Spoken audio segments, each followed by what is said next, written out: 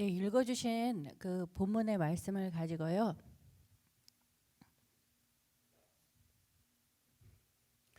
펜이 익숙지 않아서요.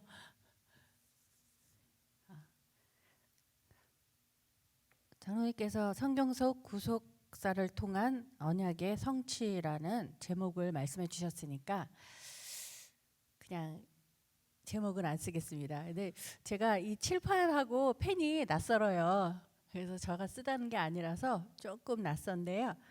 열심히 노력해서 잘 익숙해지도록 하겠습니다. 예, 우리가 성경을 보면은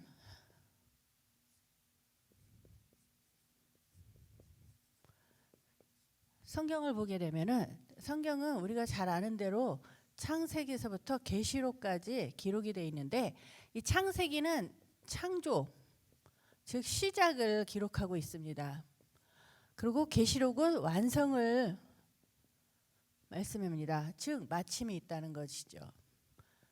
그러니까 이 성경은 우리가 지금 보고 있는 공부하고 있는 성경은 창세기부터 계시록까지 시작이 있으면 마침이 있는 책입니다. 그래서 시작이 있고 마침이 있다는 것은 역사라는 것이죠. 그래서 역사는 시작이 있으면 분명히 마침이 있게 됩니다. 그래서 이 성경에 있는 모든 내용은 신화라던가 아니면 지어낸 얘기라던가 우연한 것을 기록한 책이 아니라 분명히 하나의 역사로서 하나님께서는 원래 있었던 사실 그리고 앞으로 되어질 사실 이 모든 것을 성경을 통해서 우리에게 기록하시고 말씀하고 계시는 줄 믿습니다. 그런데 이 역사, 그 역사 중에도 어떤 역사를 기록하고 있냐면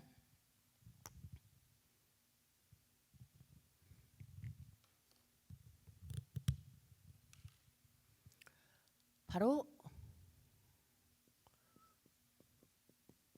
구속사, 즉 역사는 역사인데 그저 온 세상 모든 역사가 아니라 하나님의 구속의 역사를 기록하고 있는 책이 바로 성경책이라는 것을 우리가 볼 수 있습니다.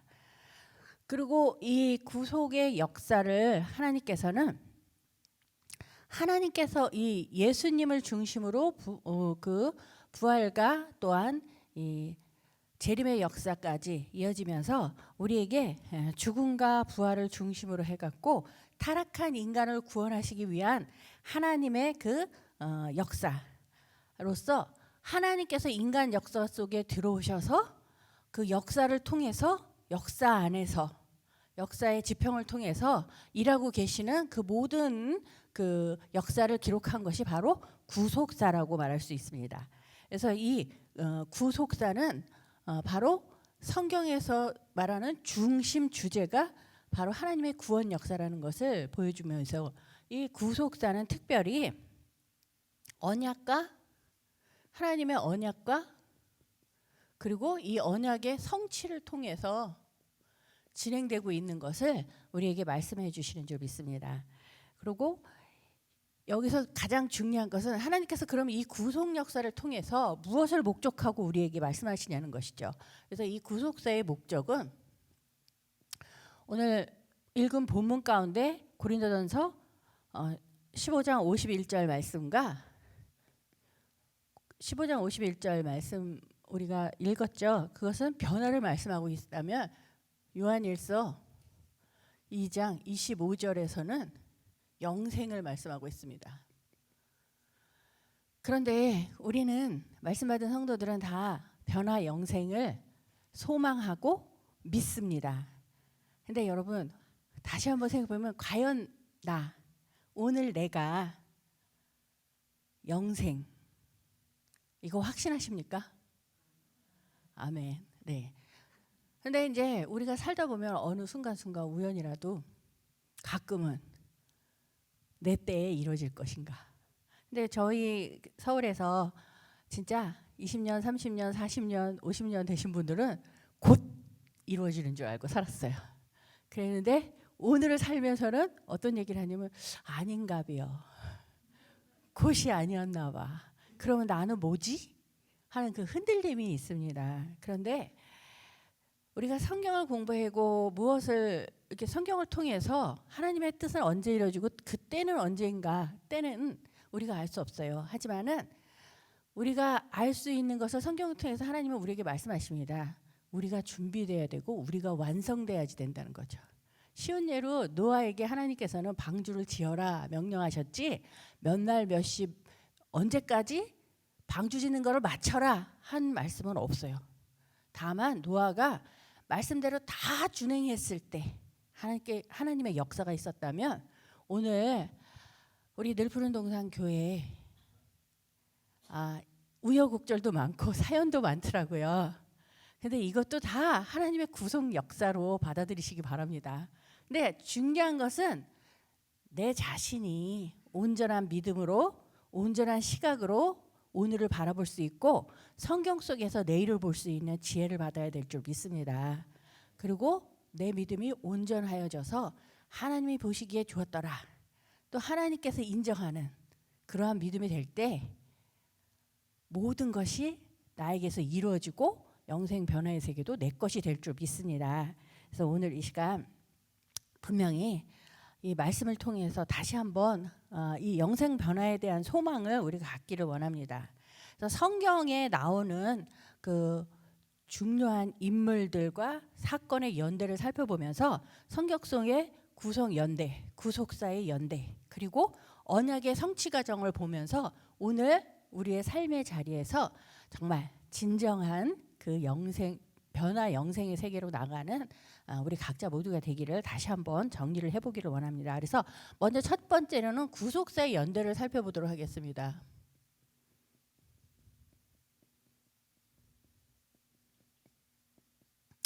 이 구속사의 연대를 살펴보는데 이 구속사의 연대에 대한 그 연대는 성경에서 볼 때 몇 년, 몇 월, 며칠이라는 말은 없어요. 그죠? 누구 몇 살 때, 누구 몇 살 때 언제 무슨 일이 뭐 이런 기준으로 돼 있지 이게 주전 몇 년이다, 주후 몇 년이다 이런 연도는 없습니다. 다만 우리가 이 성경 속의 구속사의 연대를 계산하는 것은 예수님을 중심으로 해서 계산을 합니다. 그리고 또 한 가지 방법은 아담을 통해서 계산을 합니다. 그렇다면 오늘 먼저 예수님을 중심한 연도를 우리가 계산을 해보면 우리가 살고 있는 연대는 예수님을 중심으로 해서 잘 아시다시피 예수님이 오시기 전에 비포 크라이스트 그리고 그 다음에 아노 도미니 해서 AD 해서 구분이 됩니다. 예수님을 기준해서 그래서 기원전 기원 후로 말하고 있고 우리가 살고 있는 연대는 이 AD 2019년에 소속이 됩니다. 그리고 오늘 4월 24일 오늘 우리가 이 자리에 지금 살고 있습니다. 그러니까 우리가 살고 있는 연대 분명히 AD 2019년입니다. 맞죠? 네, 여기서부터 계산을 해갖고 예수님을 중심으로 해서 구속사의 연대를 계산해보고자 할 때 성경에서 우리에게 근거를 가르쳐주는 건 다 아시는 바와 같이 왕상 6장 1절 말씀이 되겠습니다. 거의 외우시죠? 왕상 6장 1절 말씀을 많이 들으셔서 그래도 찾아서 읽도록 하겠습니다.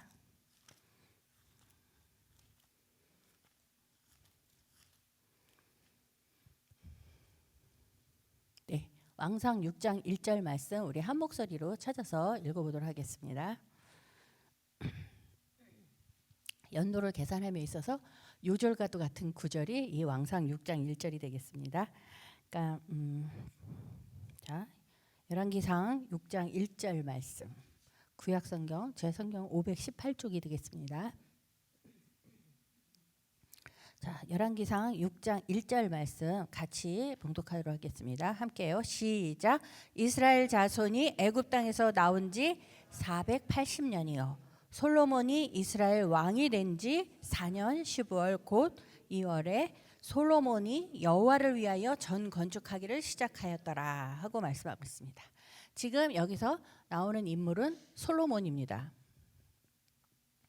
그리고 그 솔로몬이 왕된 지 4년 되었다고 말하고 있습니다. 그때 이제 성전 건축을 시작했다는 것이죠.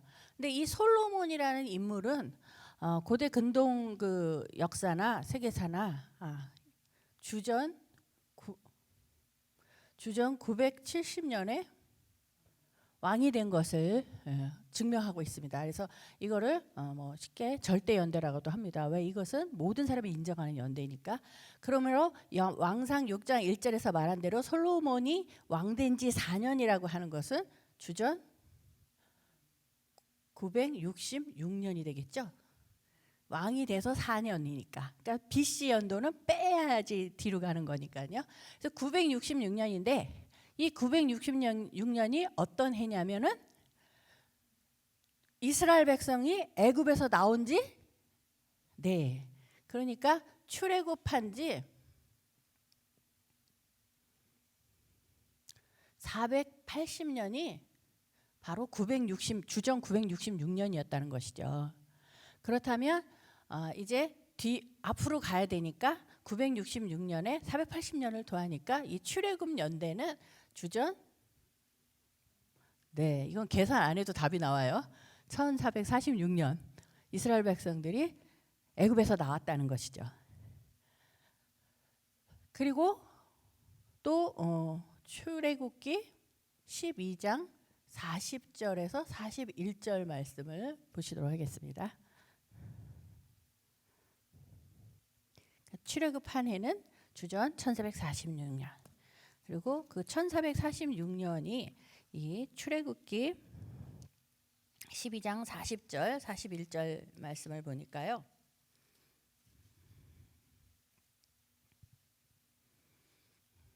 애굽에서 나온 해가 주전 1446년인데 출애굽기 12장 40절, 41절 말씀 제가 봉독하겠습니다. 이스라엘 자손이 애굽에 거주한 지 430년이라 430년이 마치는 그날에 여호와의 군대가 다 애굽 땅에서 나왔은즉 하고 있습니다. 그러니까 이 1446년에 애굽에서 나왔는데 그 애굽에서 몇 년을 살았냐면 430년을 살았다고 말하고 있어요. 그러니까 이 말은 바로 애굽에 들어갈 게 1446년에서 430년 뒤로 가야 된다는 거죠. 그러면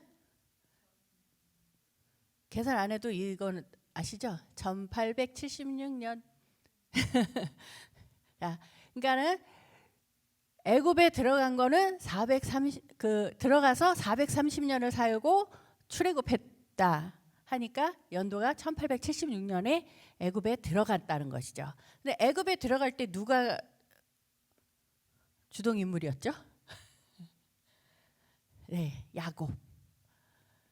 그런데 이 야곱이 애굽에 들어갈 때 창세기 47장 9절 말씀을 보면 이 야곱이 애굽에 들어갈 때 나이가 몇 살인가가 나옵니다. 창세기 47장 9절에 몇 살이죠? 야곱이 130세예요. 그러니까 이 얘기는 야곱의 출생이 몇 년이라는 게 나온다는 거죠. 그죠? 야곱의 출생이 그러면은 1876년에 들어갈 때 130세였으니까 야곱은 몇 살에 태어났을까요? 2006년. 맞죠?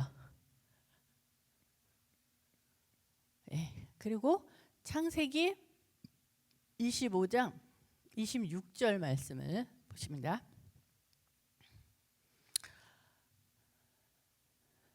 창세기 25장 26절 왜 보자 그러는지 아시죠? 야곱이 태어난 해가 2006년이었는데 야곱의 아버지 이삭이 창세기 25장 26절 보면은 에서와 야곱이 태어난 이삭의 나이는 몇 살이죠? 60세. 그죠?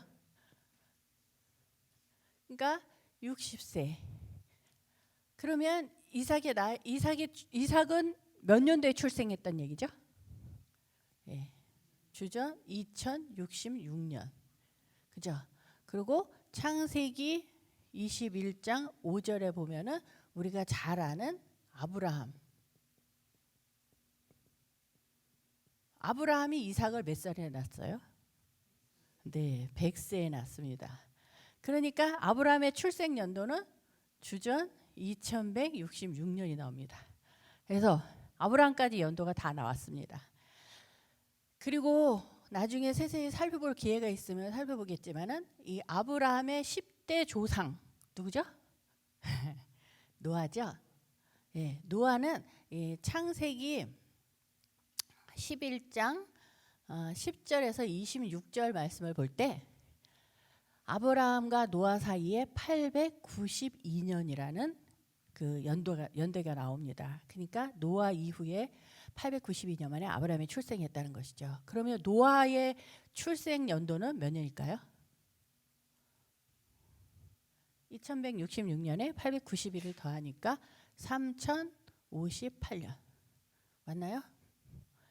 네. 그리고 다시 한번 노아로부터 10대 조상 위로 올라가야 되는데 칠판이 조금 작아서 옆으로 내려왔어요.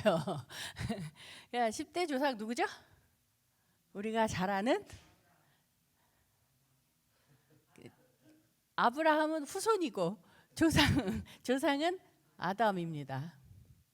그런데 이 아담의 역사를 창세기 5장 3절에서 28절 말씀을 보면은 1056년.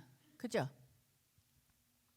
그래서 이 3058년에 노아가 태어났고 그리고 1056년이라는 세월을 거슬러 올라가니까 아담 출생은 4114년이 됩니다.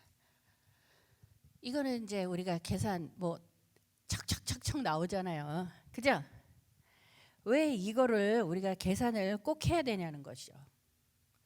그것은 지금 우리가 본 것처럼 예수님을 중심으로 해서 BC와 AD로 구분이 됩니다. 그리고 지금 우리는 AD 2019년에 살고 있습니다. 그리고 분명한 것은 이 역사 속에서 AD 4년에 예수님이 오셨고 또 솔로몬이라는 인물이 있었고 그리고 출애굽의 역사가 있었고 그리고 또 아브라함, 노아, 야곱, 아담까지 거슬러 올라가는 이 연대가 바로 우리가 살고 있는 연대 속에서 이어져 올라간다는 거죠.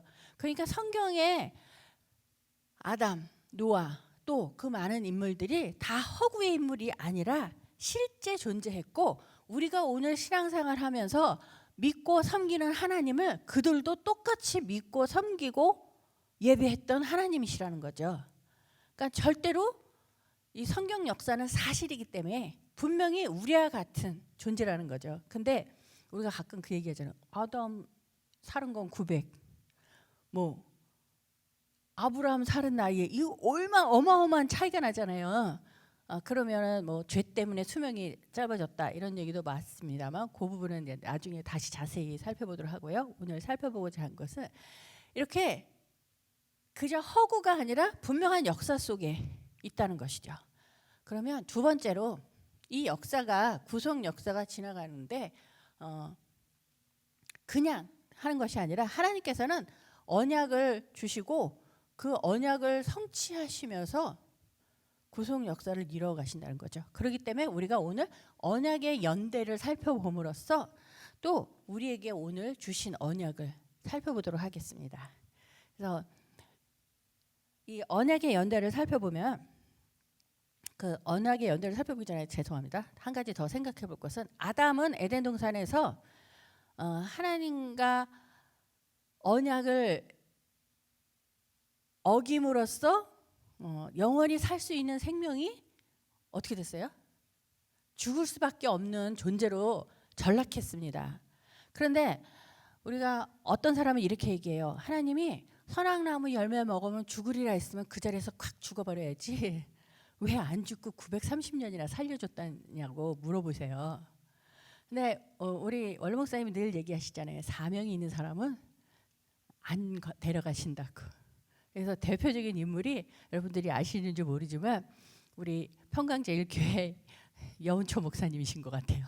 사명이 있으셔서 그런지 지금 94세 되신 연세에도 기억력 흐리지 않으시고 약간 이렇게 노쇠하지만 저희보다 건강하신 것 같아요.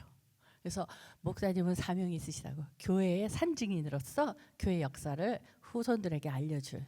그러니까 아담도 930세를 살면서 어떻게 살았는가 그 일생에 대해서는 다음 시간에 자세히 살펴볼 건데요. 이 연조 속에서 우리가 알기에 아담이 930세를 살았다고 하니까 그 사람은 우리하고 다른 사람, 그리고 또 그 사람은 실제 인물이라고 볼 수는 없어, 이렇게 생각하는 사람도 있는데, 사실 성경 역사를 통해서 계산을 해보면 정확하게 우리가 살고 있는 이 연대 속에서 이어지는 존재거든요. 그러니까 그 실제한 인물인데, 그 실제했음에도 우리하고 다른 그런 관계 때문에 우리가 의심을 하긴 합니다.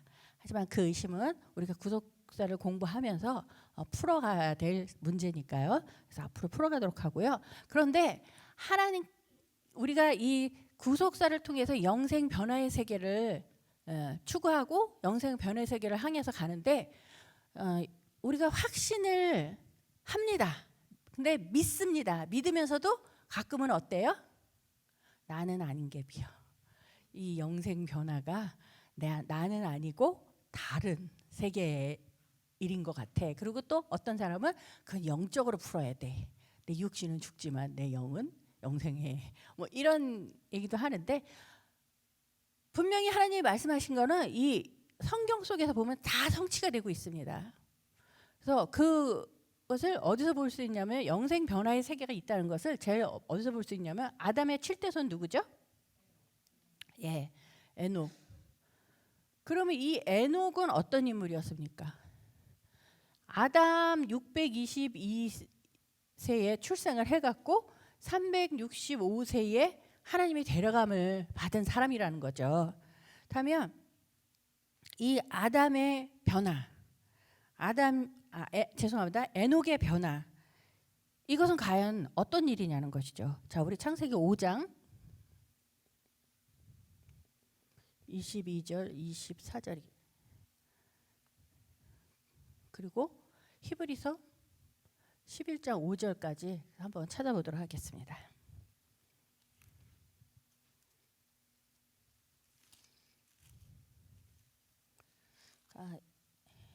영생 변화의 세계에 대해서 우리가 에녹을 통해서 다시 한번 살펴봅니다.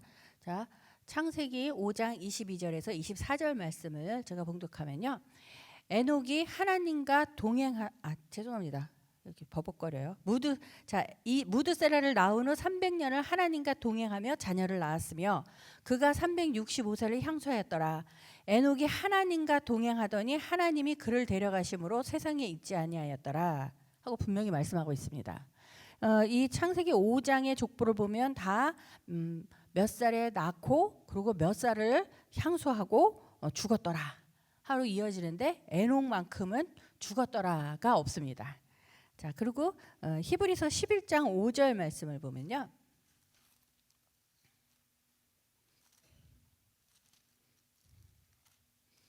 히브리서 11장 5절에는 믿음으로 에녹은 죽음을 보지 않고 옮기었으니, 그러니까 에녹이 죽음을 보지 않고 옮기움을 받은 전제는 믿음으로입니다.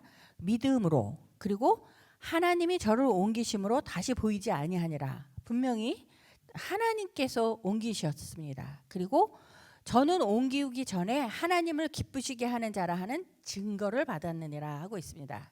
그러니까 지금 이 아담의 7대손 에녹, 분명히 아담 이후 622년에 태어나서 365세에 하나님이 데려감을 입었습니다. 그러니까 이 에녹은 아담을 기준해서 계산할 때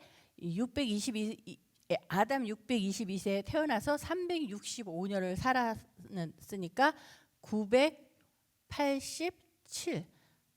그러니까 아담이 태어난 4114년으로부터 987년이 흐른 그때, 그러면은 우리가 계산하는 이 연대로 하면은 주전 몇 년이 되나요? 3127년. 주전 3127년에 에녹은 하나님이 옮기심으로써 죽음을 보지 않고 데려감을 당한 사람이라는 거죠.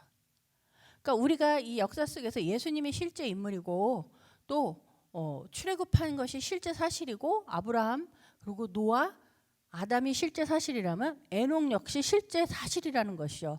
실제 존재했던 인물이라는 거죠. 그러니까 하나님께서는 이 땅에서 에녹과 같이 하나님 앞에 믿음으로 그리고 하나님을 기쁘시게 함으로써 죽음을 보지 않는 세계가 있다는 것을 우리에게 말씀해 주고 있다는 것을 볼 수 있습니다. 그러면 이러한 역사 속에서 이 모든 것이 하나님의 그 언약 그리고 그 언약의 성취를 통해서 이 역사를 이루어 가신다면 그 언약의 역사를 한 번 더 살펴보고자 합니다.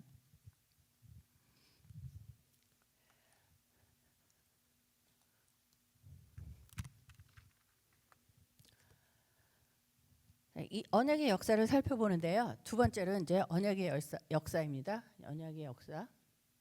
그럼 제일 먼저 생각해 볼 것은 이 아담이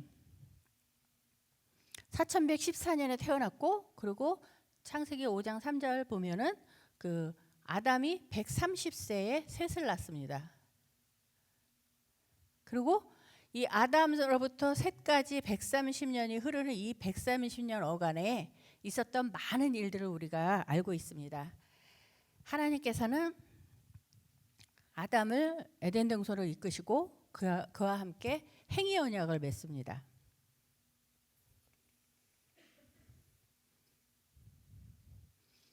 아담과 함께 행위 언약을 맺었습니다. 보이세요?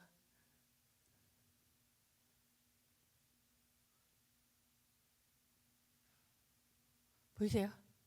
자, 행위 언약을 맺습니다. 이 행위 언약은 말 그대로 선악나무 열매를 따 먹느냐 안 먹느냐는 행위에 의해서 하나님 말씀 앞에 순종이냐 아니냐가 판가름 내고 그 언약을 지키면 영생의 세계로 들어갈 것이고 지키지 못하면 사망의 세계로 들어갈 그러한 언약이었던 것을 우리가 압니다.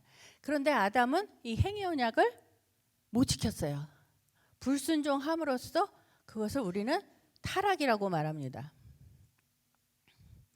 타락하게 됩니다. 그럼으로써 하나님께서는 이 타락한 인간을 버리지 않고 또 구속하셔서 기회를 주시고 또 구속 역사를 이어가는 그러한 그 방편으로 이 하나님께서는 타락한 인간에게 여자의 후손을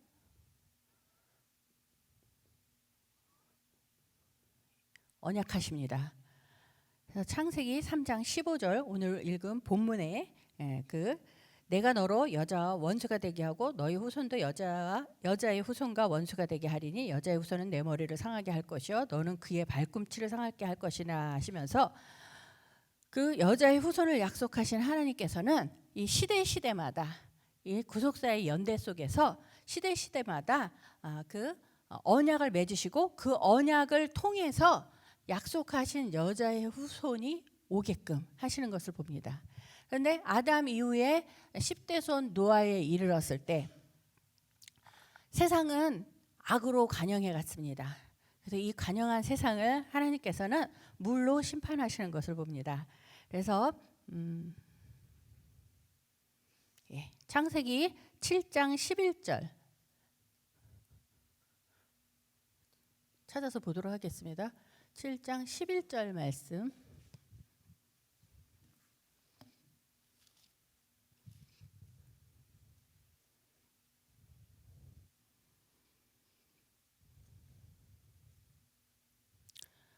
창세기 7장 11절 말씀 보면은 노아 600세 되던 해에 2월 곧 그달 17일이라 그날에 큰 기쁨의 샘들이 터지며 하늘의 창들이 열려 하고 있습니다. 그러니까 창세기 7장 11절에 보면은 노아 600세 된 2월 17일 날 홍수 심판이 시작된 것을 말씀하고 있습니다. 그리고 창세기 8장 13절 14절 말씀을 보시면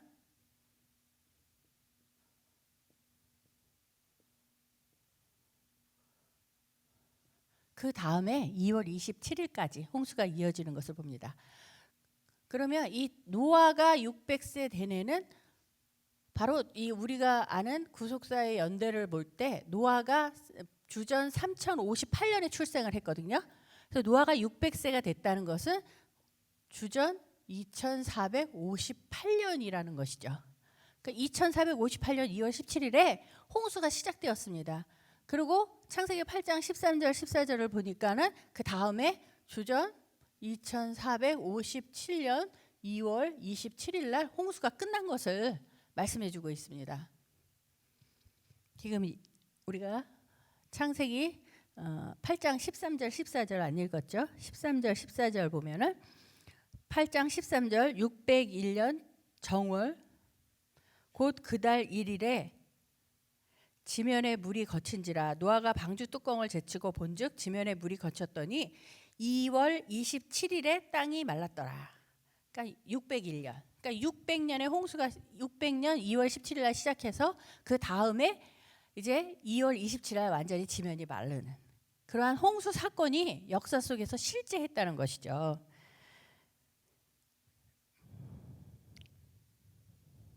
그러나 이제 하나님께서는 그러한 홍수 심판 가운데서도 노아 한 가족을 통해서 하나님께서 약속하신 여자의 후손이 오는 길을 다시는 끊어지거나 막히지 않도록 하기 위해서 창세기 9장 11절에서부터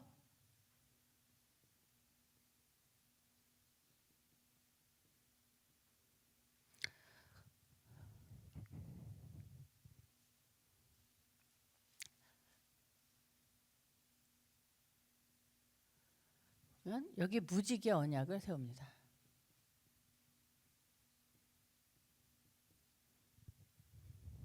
자, 홍수 이후에 하나님께서는 다시는 그 약속하신 여자의 후손이 오는 길을 막히지 않도록 하기 위해서 이 물심판을 하지 않을 것을 말씀하시면서 무지개를 통해서 언약의 증표를 삼으시는 것을 볼 수 있습니다. 자, 우리 창세기 9장 11절부터 보시도록 하겠습니다. 9장 11절서부터 우리 같이 15절까지 읽어보도록 하겠습니다. 네, 같이 읽습니다. 시작. 내가 너희와 언약을 세우리니 다시는 모든 생물을 홍수로 멸하지 아니할 것이라. 땅을 침몰할 홍수가 다시 있지 아니하리라. 하나님이 가라사대 내가 나와 너희와 및 너희와 함께하는 모든 생물 사이에 영세까지 세우는 언약의 증거는 이것이라. 내가 내 무지개를 구름 속에 두었나니 이것이 나의 세상과 언약의 증거니라. 내가 구름으로 땅을 덮을 때에 무지개가 구름 속에 나타나면 내가 나와 너희와 및 혈기 있는 모든 생물 사이에 내 언약을 기억하리니 다시는 물이 모든 혈기 있는 자를 멸하는 홍수가 되지 아니할지라. 아멘. 그러니까 이 하나님께서 무지개 언약을 통해서 다시 여자의 후손 을 약속하신 그 언약을 이루시기를 작정을 하시고 사람들에게 말씀하시는 것을 볼 수 있습니다. 그리고 이제 또 10대를 지나 내려가서 그 무지개 언약 이후에 또 아브라함과의 언약을 맺게 됩니다. 아브라함은 주전 2166년에 출생을 했고 그의 일정 요동 가운데서 하나님께서는 7번의 언약을 맺으시는데 84세에 하나님께서 그 헷불 언약을 맺게 되는 것을 보습니다. 헷불 안 보여요? 어떡할까요? 아니 이게 햇빛 이 불빛 때문에 이렇게 반사가 되는가 봐요. 그럴까요? 죄송합니다.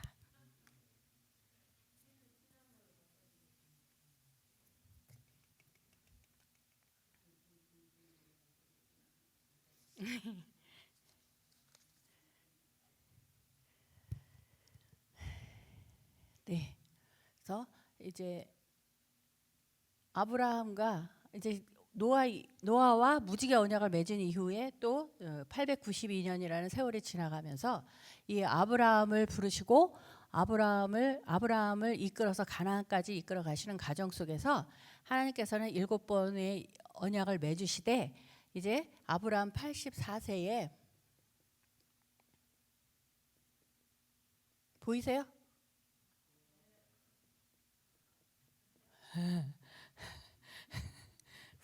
맺습니다.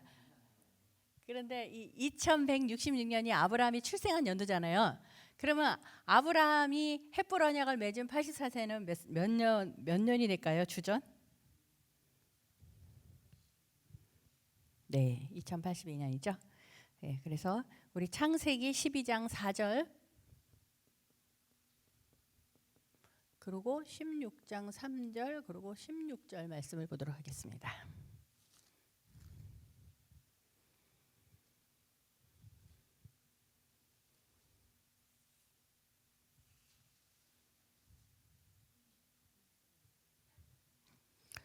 네, 창세기 12장 4절 말씀 보니까 이 아브라함이 여호와의 말씀을 쫓아갔고 롯도 그와 함께 갔으며 아브라함이 하란을 떠날 때 그의 나이 75세였더라 하고 있습니다. 그리고 이 창세기 16장 3절에 보면은 아브라함의 아내 사레가 그 여종 애굽 사람 하갈을 가져서 그 남편 아브라함에게 첩으로 준 때는 아브라함이 가나안 땅에 거한 지 10년 후이었더라 하고 있습니다. 그러니까 이것은 무엇을 말씀드리냐면 아브라함이 하란을 떠났을 때 75세였고 가나안 땅에 들어와서 10년이 지난 다음에 사라가 하갈을 취해서 자기 남편에게 주었는데 그게 10년 후였거든요. 그러니까 75세에서 10년 후니까 85년. 그리고 그 16장 16절에 보면은 그 다음 해에 이제 아브라함 86세에 자 16장 3절부터 보면요. 아브라함의 아내 사레가 그 여종 애굽 사람 하갈을 가져 그 남편 아브라함에게 첩으로 준 때는 아브라함이 가나안 땅에 거한 지 10년 후. 그리고 16절 말씀을 보니까요. 하갈이 아브라함에게 이스마엘을 낳을 때에 아브라함이 86세였더라 하고 있거든요. 근데 우리가 이 성경을 보면서 창세기 15장 3절에서 18절에 하나님께서는 이 아브라함과 헷불 언약을 체결하고 있다는 것이죠.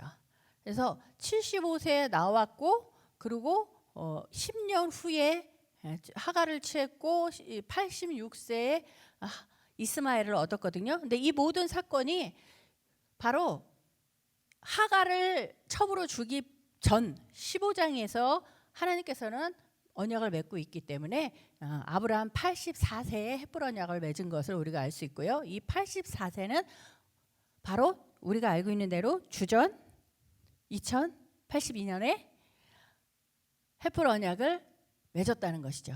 그래서 그 역사 속에서 이 하나님께서는 헷불 언약을 통해서 자손을 약속하시고 땅을 약속하셨는데 그 땅은 가나안 땅이지만 그 자손은 바로 엄격히 말하면 아브라함의 자손을 말하지만은 창세기에서 아담에게 약속한 여자의 후손이 오는 길을 말씀하고 있는 것을 볼 수 있습니다. 그래서 이 언약이 이어지고 또 그 언약은 이제 이스라엘 백성들이 출애굽할 때 다시 한번 재확인되는 것을 볼 수 있습니다. 그래서 이 출애굽은 1446년 1월 15일 날 출애굽한 것을 다 아시죠? 자, 이 민수기 33장 3절.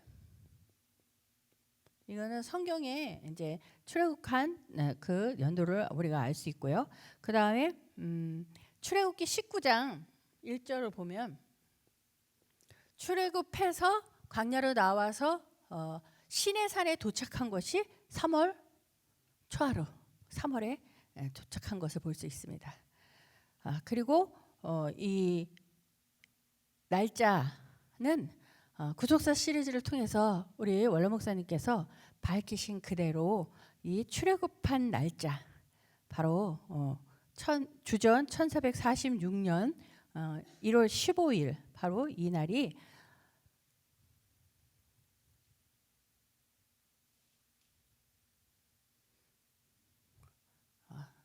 목요일이었어요. 그리고 또 그 시내산에서 언약을 받은 그 날을 그 주전 1446년 3월 7일 토요일이었던 것을 우리가 알 수 있습니다. 이건 구속사 시리즈를 통해서 밝혀주셨기 때문에 우리가 그것을 확인할 수 있습니다. 그러니까 그러면서 이곳에서 주전 역사 선상에서 하나님께서는 이스라엘 백성과 시내산 언약을 맺습니다. 이 시내산 언약 역시 이스라엘 백성으로 하여금 하나님의 백성을 삼으시고 가나안 땅으로 인도하여 드리고 그리고 하나님의 나라를 완성시킬 그러한 언약으로서 나의 백성이 되고 또 나의 명령과 규례를 지킬 것을 백성들에게 요구했고 백성들은 화답해서 지키겠습니다 해서 맺어진 언약이 시내산 언약이었던 것을 봅니다. 그래서 이후로 이스라엘 백성은 하나님의 택한 백성으로서 여자의 후손이 오는 길을 피는 그러한 역할을 하고 있습니다. 그래서 이 출애굽 때 시내산 언약을 맺은 이후에 또 이 출애굽 이후에 솔로몬 전에 다윗과 또 다윗 언약을 맺는 것을 우리가 볼 수 있습니다. 자, 사무엘하 5장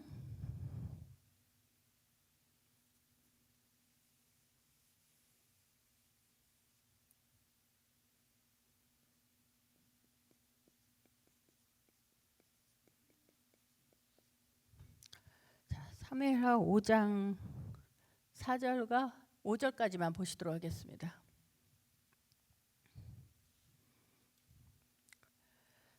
다윗과 언약을 맺는데 사무엘하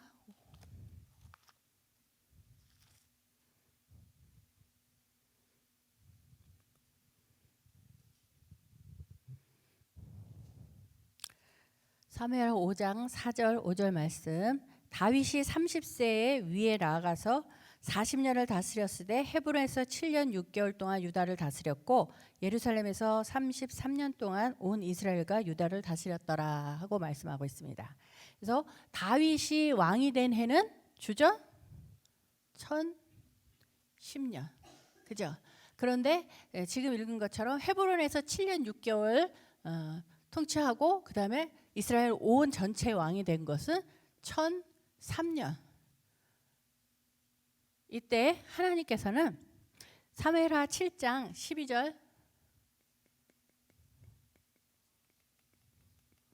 12절에서부터 15절 말씀을 통해서 이 다윗과 함께 다윗 언약을 체결합니다.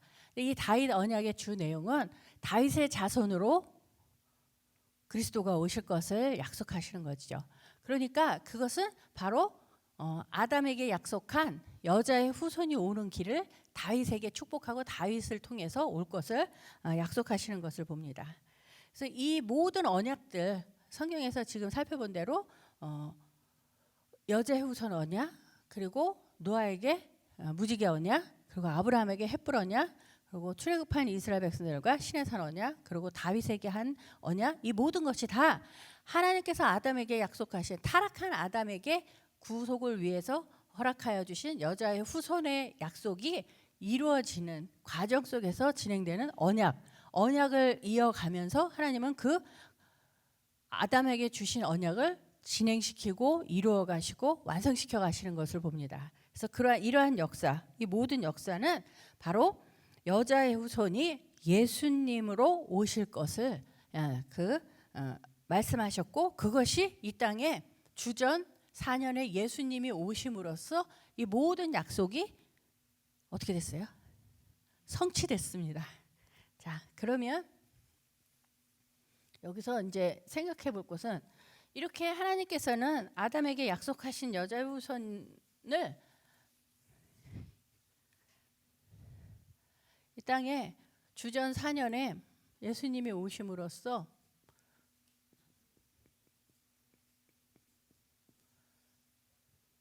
성취가 됐습니다. 그러면은 하나님의 구속 역사는 여기서 완성이 되어야 되는데 완성되지 못했습니다.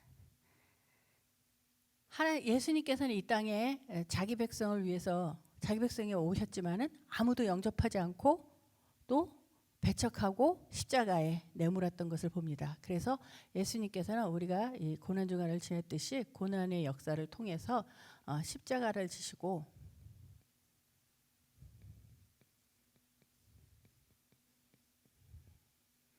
또 부활하심으로 우리에게 예수님께서 새 언약을 주셨습니다. 자, 우리 누가복음 22장 20절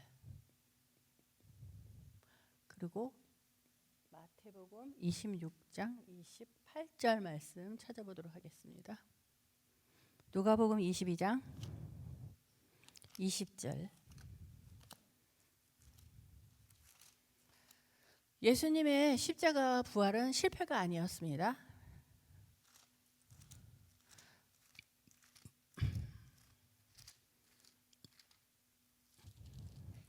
자, 누가복음 22장 20절 말씀 한 목소리를 같이 읽어보도록 하겠습니다. 누가복음 22장 20절 말씀 같이 읽습니다. 시작. 저녁 먹은 후에 잔도 이와 같이 하여 가라사대 이 잔은 내 피로 세우는 새 언약이니 곧 너희를 위하여 붓는 것이라. 또 마태복음 26장 28절도 보시면요.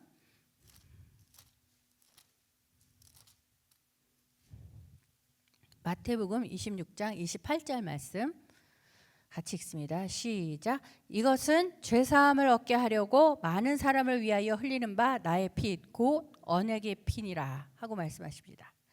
그래서 하나님께서 예수님께서 이 땅에 여자의 후손으로 언약의 성취를 이루셨습니다. 하지만은 그들은 영접지 않았고 십자가로 몰았지만은 예수님께서는 그 십자가에 달리시면서 우리에게 새 언약을 허락하여 주셨다는 것이죠. 그 십자가의 피를 통하여서.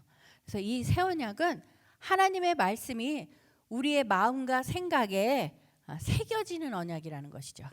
그래서 절대로 지워지지 않고 잊어버리지 않기 때문에 반드시 성취되는 언약이 바로 예수님이 세우신 새 언약이라는 겁니다. 자, 우리 히브리서 8장 10절에서 13절 말씀 찾아서 읽도록 하겠습니다.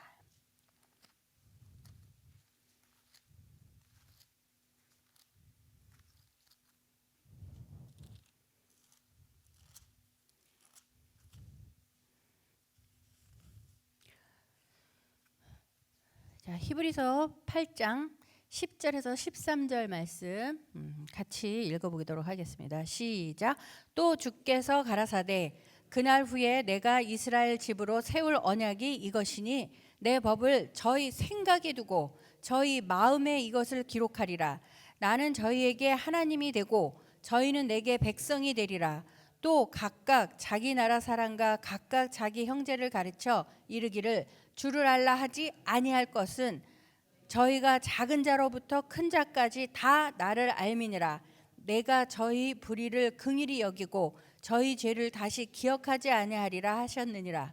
새 언약이라 말씀하셨음에 첫 것은 낡아지게 하신 것이니 낡아지고 쇠하는 것은 없어져 가는 것이니라. 아멘. 분명히 하나님께서 예수님께서 말씀하시기를 새 언약을 우리에게 주시는데 그 새 언약은 우리가 우리 마음 속에 그리고 이 생각 속에 하나님의 말씀이 그리고 이 언약이 새겨져서 지워지지 않고 흐려지지 않는다는 것입니다. 그래서 이 언약은 분명히 성취되는데 그 언약이 성취되는 그 모습이 뭐냐면 저희는 내게 백성이 되리라. 또 각각 자기 나라 사람과 각각 자기 형제를 가르쳐 이르기를 주를 알라 하지 아니할 것은 저희가 작은 자로부터 큰 자까지 다 안다는 거죠. 그렇다면은 이 새 언약의 완성은 언제 되느냐면은 작은 자로부터 큰 자까지 다 주를 알아서 꼭 우리가 전도하지 않아도 되는 그런 때가 있다는 거죠. 근데 그 때를 만드는 거는 우리의 순종 여부.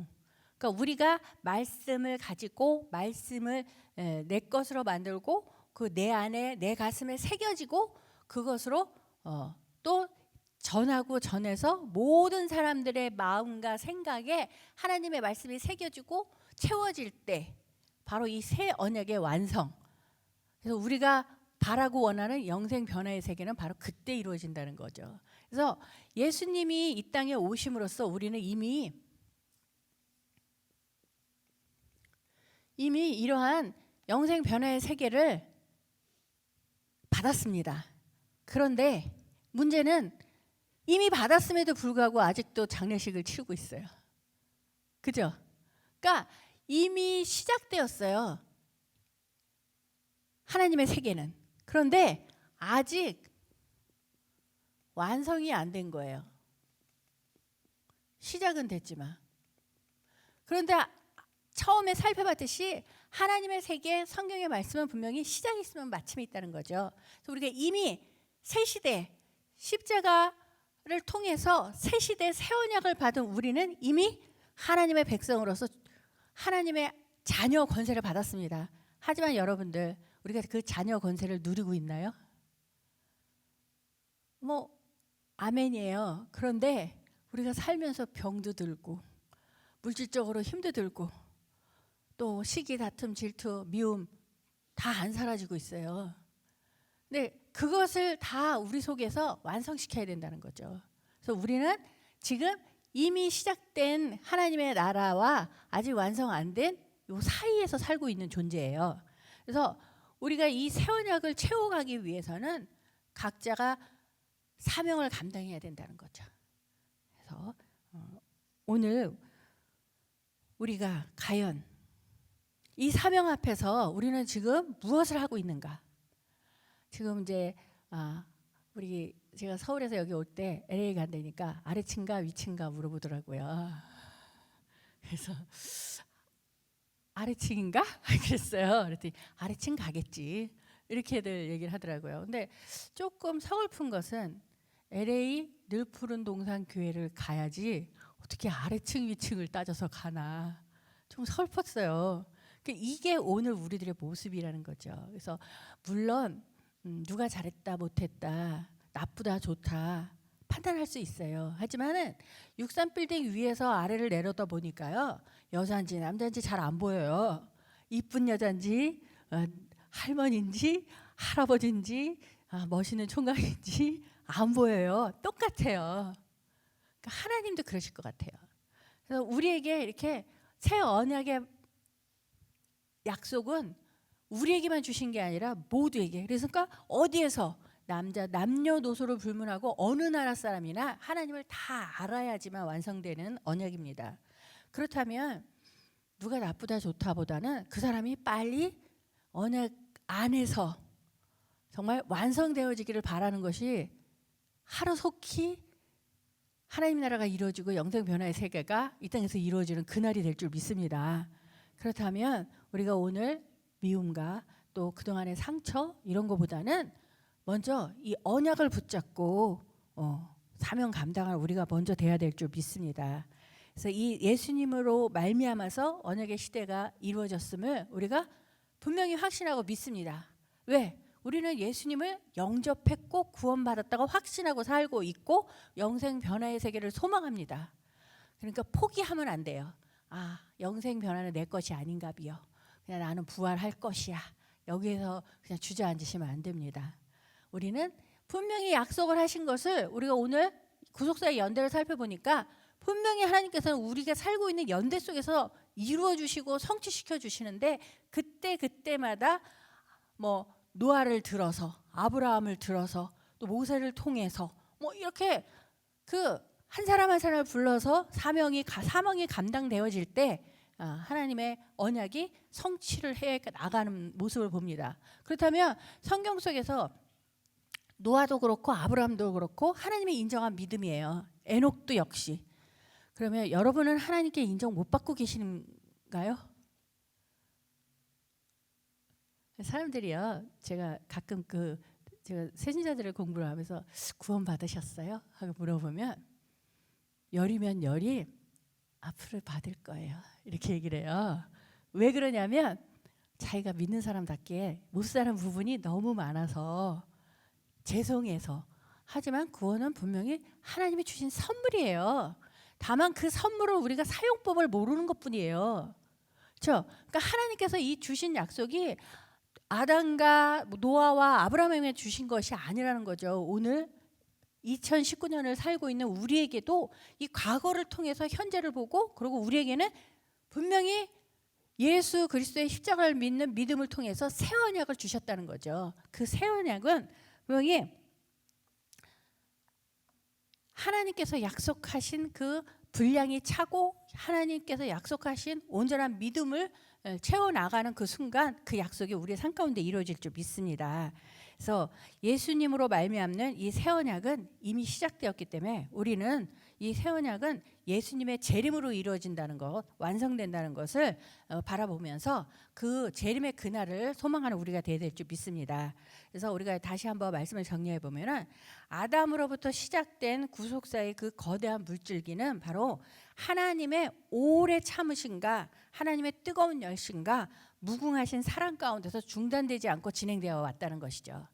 그러니까 우리가 또 알다시피 다윗 이후에 열왕의 시대도 보면은 중단될 때 했지만은 하나님의 구속 역사는 이어지고 이어졌습니다. 어떠한 고통과 환난과 역경이 있어도 그 하나님의 사랑과 열심이 찾아와 주셔서 전진시키고 이어주셨다는 것이죠.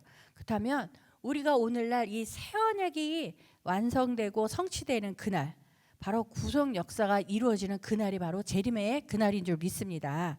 그래서 우리는 이 재림의 그날, 그 한날을 소망하는 우리들 흔들리지 말고 또 믿음으로 살아야 될 것을 우리에게 말씀하십니다. 자, 우리 히브리서 10장 36절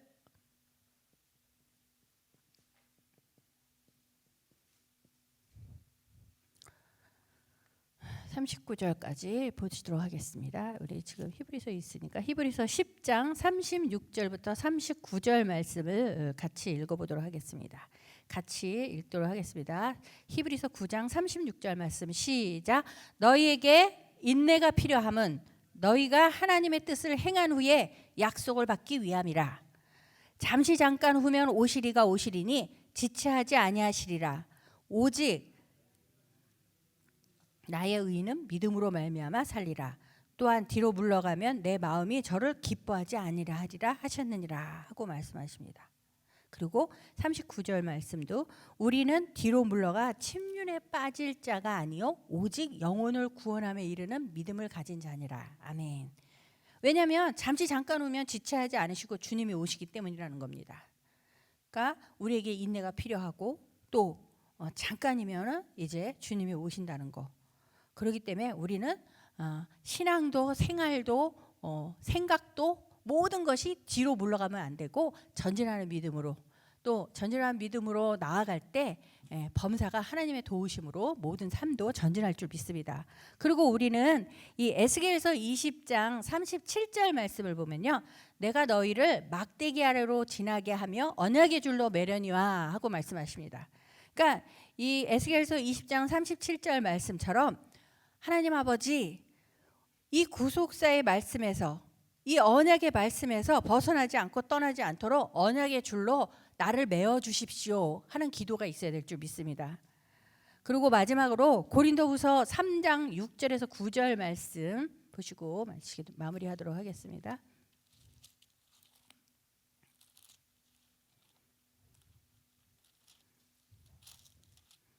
고린도후서 3장 6절에서 9절 말씀입니다. 고린도후서 3장 6절에서 9절 말씀 각자에게 주신 말씀으로 생각하고 한 목소리로 읽도록 하겠습니다. 같이 읽습니다. 고린도후서 3장 6절에서 9절 말씀 같이 읽습니다. 시작. 저가 또 우리로 새 언약의 일꾼 되기에 만족해 하셨으니 의문으로 하지 아니하고 오직 영으로 함이니 의문은 죽이는 것이요 영은 살리는 것임이라.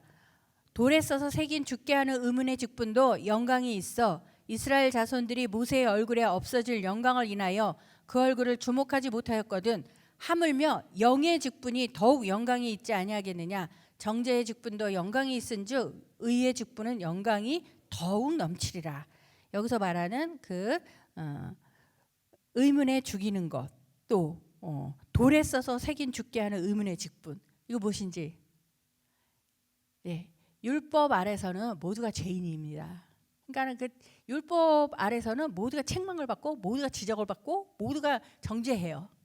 하지만은 새 일꾼, 언약의 새 일꾼으로 삼아주신 우리에게는 영광스러운 직분, 살리는 직분뿐인 줄 믿습니다. 그래서 남을 정죄하는 일은 그거는 다른 사람한테 맡기고 우리는 새 언약의 일꾼이기 때문에 영광스러운 직분으로서 남을 살리는 자들이 되어야 될 줄 믿습니다. 그래서 오늘 세상의 모든 것 다 내려놓으시고 그러면은 먹고 살지도 말라는 거예요? 하고 얘기하시면은 안 되죠. 그러한 의미라기보다는 내가 세상에서 가졌던 욕심, 미움, 시기, 다툼 다 내려놓으시고 새 언약을 받은 그 은혜에 감사하면서 영광스러운 직분으로 전진하는 우리가 되기를 소원합니다. 그래서 뭐 제가 이렇게 얘기하면 여러분들은 너는 안 겪어봐서 그럴지 몰라 하고 얘기하실지 몰라요. 2층하고 신경 끊으시고 미워하지 마세요. 미워 안 하시는 줄 압니다. 그리고 2층에 하고 아래층하고 다퉜다 이런 거 다 잊어버리세요. 다만 살리는 직분 그리고 새 언약을 받은 나이니까 모든 걸 하나님께 맡기고 다만 우리 모두가 한마음 되어서 믿음으로 새 언약의 일꾼으로서 충성하고 헌신하며 구속 역사를 완성하는 일에 앞장서는 저와 여러분 되어서 승리만이 있고 또 새 언약의 그 성취의 증거자들이 되는 우리 모두가 되어서 영생 변화의 세계를 누리기를 소원합니다. 네, 기도하겠습니다. 하나님 아버지 감사합니다. 우리가 아픔이 있고 어려움이 있고 힘든 일들이 있었지만은 인간의 생각 다 내려놓게 하시고 하나님께서는 분명히 우리의 삶 가운데서 역사하시고 우리의 삶을 통해서 영광 받아 주시는 줄 믿습니다. 우리들 새 언약의 일꾼 삼아 주셨음을 감사합니다.